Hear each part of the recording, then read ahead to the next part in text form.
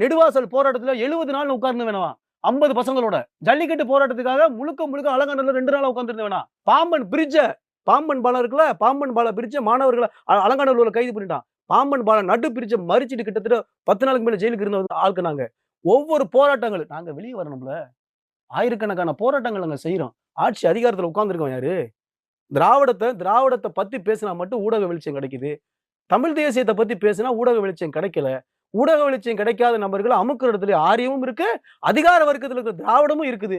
எப்படி எந்திரிக்க முடியும்? எப்படி எந்திரிச்சு நடமாட முடியும்? என்ன போராடல சார்? நாங்க திரும்ப உங்கட்ட கேட்கிறோம். மக்களுக்காக, மக்கள் பிரச்சனைக்காக நாங்க என்ன போராடல? நீ போராடுறியா டங்ஷனுக்காக வந்து? இதே திருமுருகன் காந்தி டங்ஷனுக்காக வந்து போராடினாரா? இதே திருமுருகன் காந்தி பரந்தூர் விமான நிலையத்துக்காக போய் நின்னுட்டு அந்த மக்களுக்கு எதிரா நீங்க வராதுன்னு சொல்லி உத்தரவாதம் குடுத்தாரா? இதே திருமுருகன் காந்தி வந்து யார் சார்ங்கிற ஞானசேகரனுக்கு எதிரா போய் போராட்டம் பண்ணாரா? நின்டாரா? நீங்க ஊடகம் வச்சிருக்கீங்க பார்த்திருப்பீங்க. நின்டாரா? இதே நான்